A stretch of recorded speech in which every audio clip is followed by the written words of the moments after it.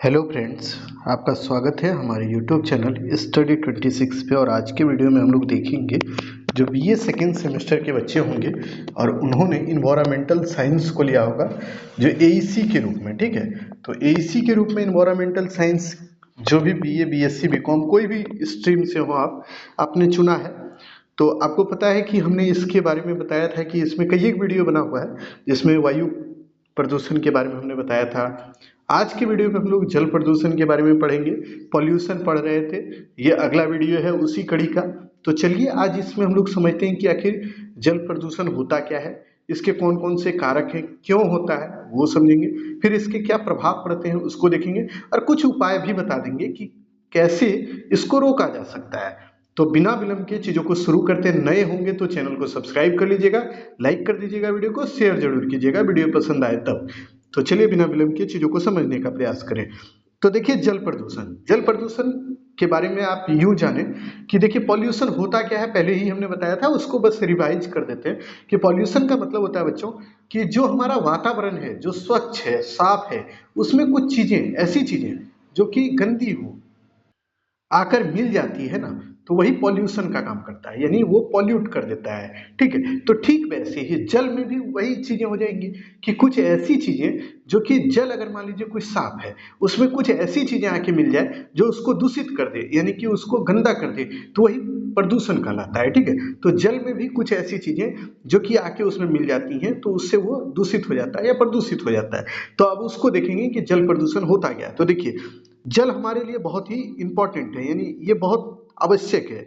ठीक, दूसरी बात कि इसलिए कहा जाता है कि जल ही जीवन है। ठीक है, परंतु जल में जब कुछ अवांछनीय पदार्थ यानी गंदी चीजें जो आके जल में मिल जाती हैं तो इससे जल प्रदूषित हो जाता है। ठीक है, दूसरा इसका डिफिनेशन इस तरह समझिएगा, मानवीय हस्तक्षेप के कारण जल के भौतिक, रासायनिक और जैविक गुणों में ह्रास हो जाना जल प्रदूषण कहलाता है। यानी कि देखिए सीधा सीधा मतलब है मानव के द्वारा, यानी हम लोग अपने स्वार्थ के लिए अगर कुछ ऐसी चीजें हैं जो गंदी हैं उसको अगर जल में मिला दें तो उससे जल क्या होगा, प्रदूषित हो जाएगा। और यही जो प्रदूषित जल होता है पॉल्यूशन कहलाता है, यानी कि वाटर पॉल्यूशन इसको बोलते हैं। आपके सिलेबस में रखा गया है, ये देखिए इसमें कई एक तरह के प्रश्न बनेंगे, इसीलिए हम देखिए हम चाह के भी इसको सेपरेट नहीं कर पा रहे हैं, क्योंकि एक ही टॉपिक से 2-3 क्वेश्चन बन रहा है और उसको अगर सेपरेट करेंगे तो आप फंस जाइएगा, क्योंकि आपको ही नहीं समझ में आएगा। इससे बेहतर है कि हम लोग एक एक करके उसको क्लियर कर दें, भले ही इसके लिए हम लोग को रेगुलर क्लास करना होगा, करेंगे, क्या दिक्कत है। ठीक है,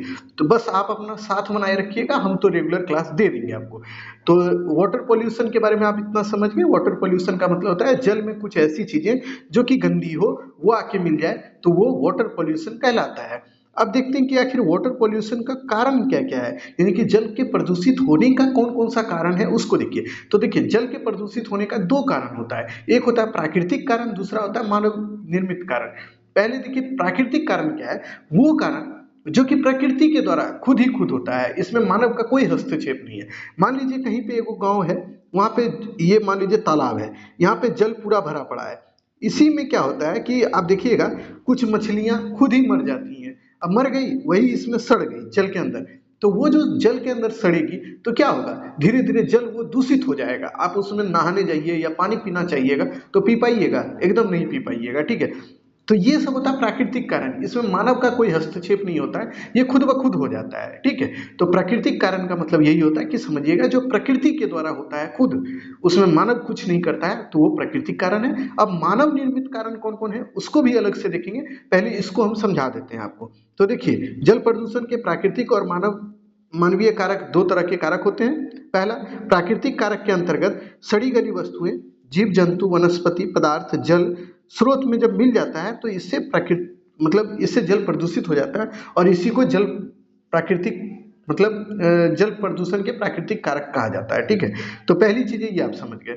दूसरा होता है मानव निर्मित कारक, यानी मानवीय कारक जो कि मानव करता है, उससे जल जो प्रभावित होता है, तो वो आपको समझाते हैं। देखिए प्रैक्टिकल चीजें हैं बच्चों, आप देखे होंगे जब आप नहाते हैं तो क्या करते हैं, साबुन लगाते हैं तो साबुन का जो फेन होता है वो कहाँ जाता है, वो नलियों में जाता है। आप ही के घर में कोई नली होगा, वो नली में जाएगा। वो नली जो घर वाला होता है ना, वो बड़ा एक नली होता है, उसमें जाके मिलता है। अगर गांव के होंगे तो ऐसी व्यवस्था नहीं होती है, गांव में तो ऐसा होता है कि नली घर से निकला और वहीं खत्म। ठीक ठीक है। लेकिन शहरों में ऐसी व्यवस्था है कि घर का नली जो होता है वो जो एक सार्वजनिक नली होता है नगर निगम का, उसमें जाके मिलता है। अब उसमें वो जल गया, जो कि आपने साबुन वगैरह लगाया, कपड़ा धोए तो उसमें अपमार्जक का यूज किए, अपमार्जक का मतलब होता है बच्चों सर्फ, उसका यूज किए, अब वो जल जल चला गया उन नली में। अब उन नली से वो क्या होता है जानते हैं, शहरों में वो डायरेक्ट नली जो कनेक्ट होता है ना नदियों से होता है, वो नदियों में चला जाएगा, तालाबों में चला जाएगा, अब वहां जाके वो जल गिरता है। अब देखिए इतना प्रदूषित जल, उसमें अपमार्जक गया है, उसमें साबुन का झाग गया है, ये सब गया, और वो कहीं भी शुद्ध जल में मिलेगा तो वो उस जल को प्रदूषित करेगा कि नहीं। तो प्रदूषण का पहला कारण तो यही है कि हम लोग के कारण ये सब होता है प्रदूषण, ठीक है, जल प्रदूषण, जो कि हम लोग सर्फ का यूज करते हैं, फिर साबुन का यूज करते हैं, तो इससे भी जल प्रदूषित होता है। गांव में ऐसी व्यवस्था नहीं है। गांव में क्या होती है कि गांव में अगर नली है तो वो घर के बाहर ही कहीं गिर जाता है, खेत वगैरह में, तो वहीं खत्म हो जाता है, तो उससे क्या होता है ना, कम प्रदूषण होता है जल। लेकिन शहरों में ये ज्यादा हो जाती है, ठीक है, तो इसको ध्यान में रखिएगा। अपमार्जक का उपयोग जो हम लोग करते हैं मानवीय गतिविधियों में, अपमार्जक का प्रयोग होने से जल प्रदूषित होता है। घरों के बर्तनों को साफ करने के लिए साबुन, अपमार्जक, कीटनाशक का प्रयोग किया जाता है, जिससे वह जल के साथ नलियों में मिल जाता है और वहीं से नलियों से वह तालाबों और झीलों तक पहुंच जाता है, जिससे क्या होता है कि तालाब और झील भी प्रदूषित हो जाते हैं, ठीक है, जिससे जल प्रदूषण हो जाता है। ठीक ऐसे ही कपड़े को धोने में हम लोग क्या करते हैं, उस समय कपड़ों को धोने के लिए अपमार्जक का, साबुन का यूज करते हैं, वह भी जल कहाँ जाता है, तालाबों में, नदियों में चल जाता है। उसी तरह हम लोग नहाते हैं तो उसमें अपमार्जक या साबुन का यूज करते हैं, उससे भी जल प्रदूषित होता है। तो ये बात ध्यान में रखिएगा, जल प्रदूषण के कई एक कारण हैं जो कि हमारे द्वारा किए जाते हैं, यानी मानव के द्वारा होते हैं, ठीक है। ये तो हो गया पहला कारण। अब देखिए दूसरा, कृषि कार्य में किसान के द्वारा कीटनाशक और कवक नाशक चीजों का प्रयोग किया जाता है। खरपतवार जो होता है, उर्वरक होता है, इस सब को खत्म करने के लिए, मतलब जो, जैसे देखिए उर्वरक का मतलब होता है खाद वगैरह, उसका यूज करते हैं किसान लोग। फिर देखिएगा अगर मान लीजिए कि उनकी खेती में या धान उन में कोई तरह का कीड़ा लग गया, तो उस कीड़े को मारने के लिए वो लोग यूज करते हैं किसका, कीड़ा मारने वाला दवाई छिड़कते हैं उस पे। उसके बाद देखिए कब खरपतवार को मारने के लिए उसमें कुछ दवाइयां दी जाती है। तो ये तमाम चीजों का यूज जब खेती में होता है ना, तो इससे भी जल प्रदूषित होता है। तो बोलिएगा कैसे सर, तो बताते हैं। देखिए आपने फसल बोया, उसमें आपने अपमार्जक का यूज किया, वो आप जानते हैं कि वो जमीन में जाके मिल गया, लेकिन होता क्या है, जब बारिश होती है ना, वही जमीन में जो मिला हुआ अपमार्जक है वो बारिश के पानी के साथ धुल के बाहर निकल जाती है, और निकलती है और वो पानी के साथ साथ बहते हुए जहां तहां पहुंच जाती है। और ये पानी जितना भी बारिश में होता है तो वो कहाँ जाता है, वो नदियों में, तालाबों में, यही सब में तो जाके इकट्ठा होता है। तो ये नदी तालाब में चला जाता है, उसमें रहने वाले जो जीव जंतु हैं, जैसे कि मान लीजिए नदियों में क्या रहती है, मछली रहती है, तालाबों में मछली, मगरमच्छ, ये सब चीजें रहती है। तो इनके ऊपर ये हानिकारक प्रभाव छोड़ता है, यानी कि वो उनको प्रदूषित कर देता है, तो उनका भी जीवन दुष्प्रभावित, तो दुष्प्रभावित हो जाता है। उसके बाद आप देखिएगा नदियों झीलों में क्या होता है कि छोटे छोटे जो पेड़ होते हैं, शैवाल वगैरह जिसको बोलते हैं, वह सभी अंदर में वो मर जाते हैं, ठीक है। तो जिससे क्या होता है, जो नदियों में रहने वाले जो कीट पतंग हैं, या फिर आप यूं कहें छोटे छोटे जीव हैं, वो जो जीवित रहते हैं वह भी धीरे धीरे उससे मर जाते हैं। तो इसका कितना घातक प्रभाव पड़ता है ये खुद सोचिए, कि कृषि कार्य में हम लोग जो उर्वरक का यूज रेगुलर ज्यादा कर रहे हैं ना, यह भी बहुत घातक है हमारे पर्यावरण को लेकर, और ये जल प्रदूषण को लेकर भी बहुत घातक होता है। तो दूसरा कारण यही है, इसे नदियों, तालाबों, झीलों में मिल जाने से नदियों, तालाबों का जल दूषित हो जाता है, तो इसको याद रखिएगा। अब देखिए तीसरा कारक क्या है जल प्रदूषण का, विभिन्न प्रकार के ईंधनों, जैसे कि हम लोग क्या यूज करते हैं ईंधन में, कोयला है, पेट्रोलियम है, डीजल है, इस सब का यूज करते हैं। जैसे आप बोलिएगा सर कोयला का यूज हम लोग खाना बनाने में करते हैं, पेट्रोलियम का यूज हम लोग खाना में भी कहीं कहीं किया जाता है, उसके अलावा कहीं कहीं आप देखिएगा जो गाड़ी वगैरह चलती है उसमें होता है। अब देखिए इससे निकलने वाला गैस जो होता है, कोयला जलाइएगा तो कार्बन डाइऑक्साइड ज़्यादा निकलता है, पेट्रोलियम से भी मेथेन वगैरह निकलता है। ये सब क्या होता है, ये पर्यावरण में जाके फैल जाता है, फैल गया। अब देखिए ऊपर से जब देखिएगा बारिश होती है ना, तो ये पर्यावरण में फैले हुए गैस इस जल से, बारिश वाला जल जो है उससे रिएक्ट करता है, और रिएक्ट करके वो जमीन पर पहुंचता है, और जब जमीन पर पहुंचता है तो इसका प्रभाव बहुत दुष्प्रभावित होता है। क्योंकि अम्लीय वर्षा का नाम जानते होंगे, एसिड रेन। तो एसिड रेन कैसे होता है, यही ना, जो वर्षा का जल होता है ऊपर से आता है, यानी बारिश होती है उस समय आता है, और जो हमारे पर्यावरण में जो कुछ कुछ गैस है वो जल से रिएक्ट करता है और उससे वो एसिड बना लेता है, और वही एसिड रेन की वजह से हमारे जो देखिएगा जैसे कि जंगल वगैरह है वो सब मतलब उससे बहुत ज़्यादा प्रभावित होता है। जंगल वगैरह में क्या होता है जानते हैं, एसिड रेन होगा, मान लीजिए पेड़ पौधा है तो पेड़ पौधा मरने लगता है। दूसरा जो आप देखिएगा कि जैसे तालाब है, समुद्र है, उसमें जो जीव जंतु रहता है वह भी मरने लगता है उससे, क्योंकि अम्लीय वर्षा की वजह से उनके जीवन में ये बहुत दिक्कतें होने लगती है कि ऑक्सीजन की कमी हो जाती है। ऑक्सीजन जब मछली को नहीं मिलेगा तो वो जिंदा रह पाएगा, नहीं रह पाएगा। तो यही सब चीजें होती है, तो इसको भी ध्यान में रखिएगा। ईंधन का यूज करते हैं तो जल प्रदूषण भी इससे होता है, ठीक है। तो इसको ध्यान में रखेंगे, वही चीजें हम बताएं वही चीजें लिखी गई है, उसको आप देख लेंगे। उसके बाद देखिए अगला जो कारक है इसका, शहरों के घरों में निकलने वाला मलमूत्र, कूड़ा करकट आदि को नालियों और नालियों के द्वारा वो नदियों, तालाबों, झीलों में डाल दिया जाता है। इससे भी जल प्रदूषित होता है। जैसे देखिएगा पटना है, भागलपुर है, बांका है, कोई भी बड़ा बड़ा शहर है, कोई भी आपके जिला में हो या फिर आप देखिए आपके राज्य में हो या फिर कोई भी बड़ा बड़ा शहर जहाँ भी है, तो वहाँ पे क्या होता है जानते हैं, वहाँ के लोग जो है ना घर का जो जो भी कूड़ा करकट है उसको नाली में बहा देते हैं, और वही नाली से बहते हुए वो कहाँ चला जाता है, नदियों में चला जाता है। तो यह भी एक प्रदूषण का कारण है, किसका, जल प्रदूषण का, ठीक है। तो इसको भी ध्यान में रखेंगे। ये सब नॉर्मल चीजें हैं जो कि हम बता दिए आपको। अब देखिए जल प्रदूषण तो हो गया, लेकिन इसके कुछ प्रभाव भी पड़ते हैं। देखिए जल प्रदूषण का एक और कारण याद रखिएगा, उद्योग धंधे से भी निकलने वाला कूड़ा करकट जो है उसको भी वो लोग क्या करते हैं, नदियों में फेंक देते हैं। उद्योग, बड़ा बड़ा उद्योग जो होता है ना, वो नदियों के ही किनारे अवस्थित होता है, यानी उपस्थित होता है, या यूं कहें तो उसका स्थापना किया जाता है। उससे निकलने वाला जो कूड़ा करकट है उसको नदियों में प्रवाहित कर दिया जाता है, तो उससे भी नदियां जो है या जल जो है वो प्रदूषित होता है, ठीक है। ये बात तो आप समझ गए। अब इसका प्रभाव क्या पड़ता है, यानी इसके कुछ प्रभाव भी तो पड़ते होंगे हमारे ऊपर। तो इसका प्रभाव जो पड़ता है वो बहुत घातक होता है। जैसे जीव जंतुओं पर इसका प्रभाव तो बहुत घातक पड़ता है। जैसे आपको बताते हैं, जल हमारे लिए बहुत आवश्यक है।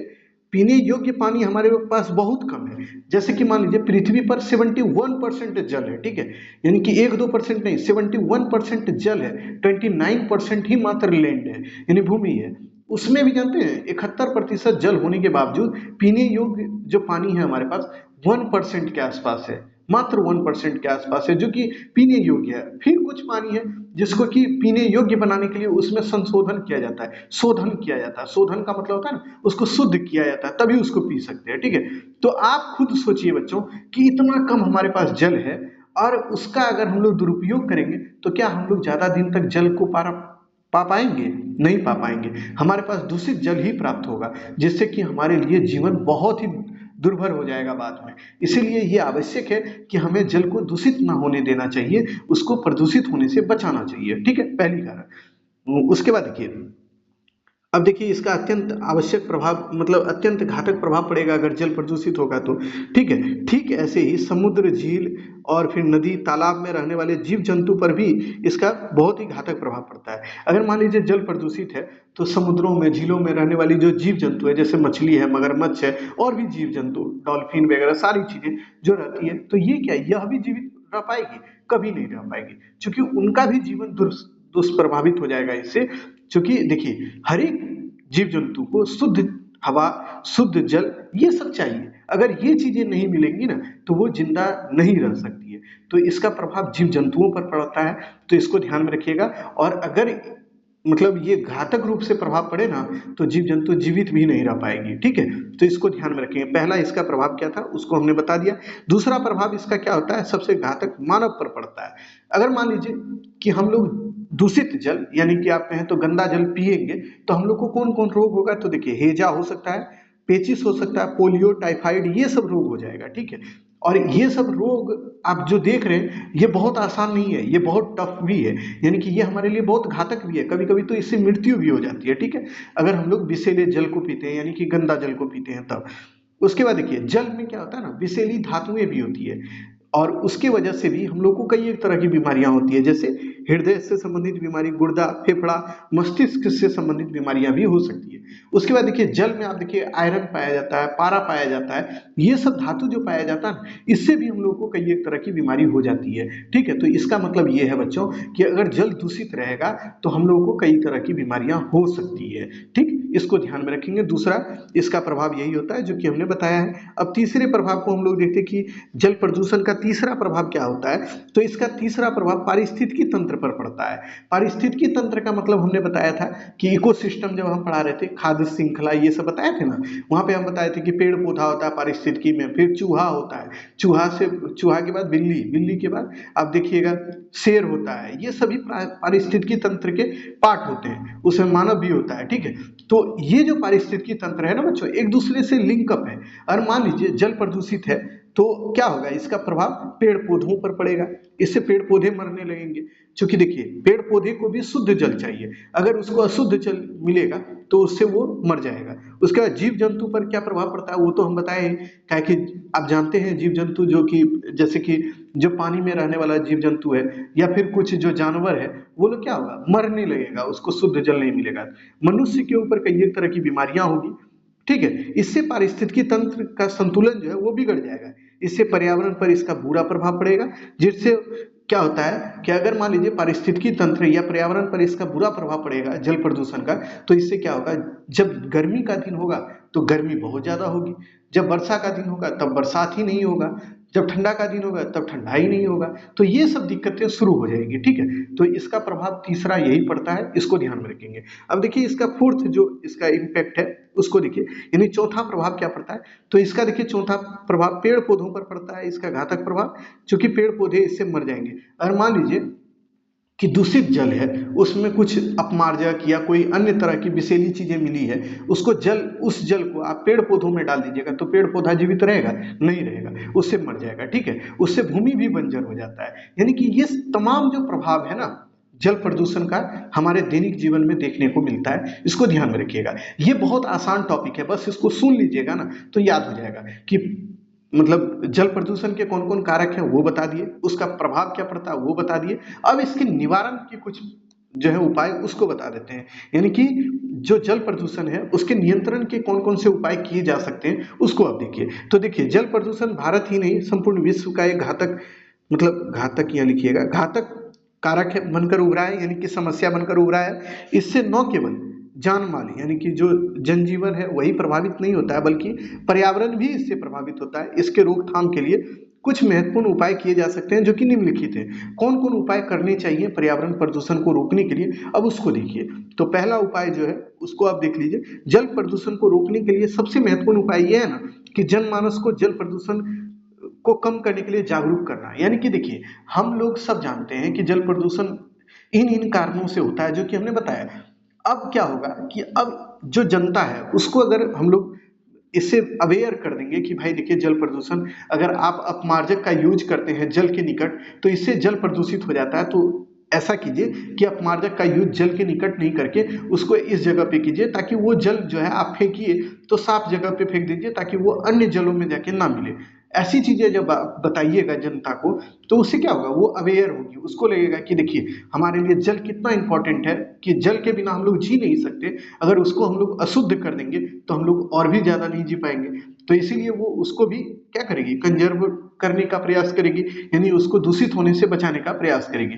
तो पहला प्रयास तो यही करना होगा हम सबको मिलकर कि जनमानस को ये बात से अवेयर कराना होगा कि जल को प्रदूषित नहीं करना चाहिए। ठीक है, इसके लिए शिक्षा के माध्यम से, जैसे कि स्कूल में जो बच्चे जाते हैं ना उनको क्या कराना चाहिए कि उनके सामने जल प्रदूषण को लेकर एक डिबेट करा दिया जाए, या फिर उनको एक झांकी के माध्यम से दिखाया जाए कि जल प्रदूषण से क्या क्या दिक्कत हो सकता है, या फिर उनको नाटक के माध्यम से ये बताया जाए कि जल प्रदूषण हम लोग को नहीं करना चाहिए। तो इससे बच्चे भी अवेयर होंगे और बड़े भी। ठीक है, तो पहला उपाय तो यही करना चाहिए। दूसरा उपाय जो हो रहा है उसको अब देख लीजिए कि दूसरा उपाय क्या है जल प्रदूषण को रोकने का।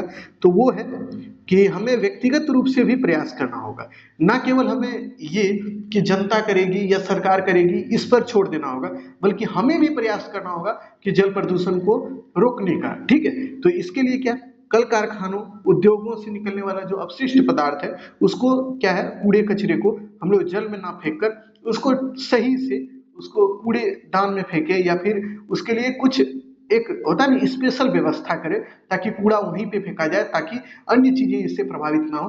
तो इस तरह के भी प्रयास हम लोगों को करने होंगे, ठीक है।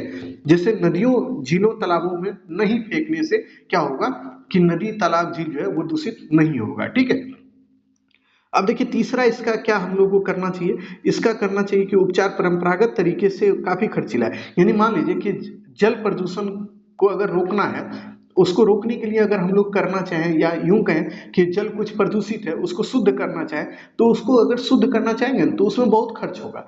इसीलिए जो है, आप देखिए नागपुर के वैज्ञानिकों ने एक टेक्नोलॉजी का यूज किया है, तकनीक को मतलब बनाया है, उसके माध्यम से वो जल के प्रदूषण को रोकने का प्रयास कर रहे हैं। और इसके माध्यम से वो जो जल को शुद्ध कर रहे हैं ना, उस जल का यूज कृषि कार्य में किया जा रहा है। यानी कि कृषि में जो सिंचाई का काम होता है ना, उसमें उसका यूज किया जा रहा है। यानी कि उनके द्वारा ये प्रयास किया जा रहा है कि घरेलू जल, तालाब का जल जो दूषित है उसको स्वच्छ बनाया जाए और उसका यूज क्या करें कि खेती में किया जाए। आपको पता है कि भारत में सबसे ज्यादा जल का यूज जो होता है ना, वो खेती के काम में ही किया जाता है, ना कि अन्य काम में, ठीक है। तो इसीलिए हम लोग को खेती के कार्य के लिए भी जल का जो यूज करना होता है उसको भी मतलब सुरक्षित और एक तरह से कहें तो प्रदूषित होने से बचाने का प्रयास करना चाहिए। तो इसको भी ध्यान में रखिएगा। अब चौथा जो उपाय हम लोग को करना चाहिए उसको देखिए कि जल प्रदूषण को रोकने के लिए नवीन तकनीकों का यूज हो रहा है आज के समय में। आज कई एक तरह के नए नए तकनीक का जो है निर्माण किया जा रहा है ताकि वो जल प्रदूषण को रोका जाए।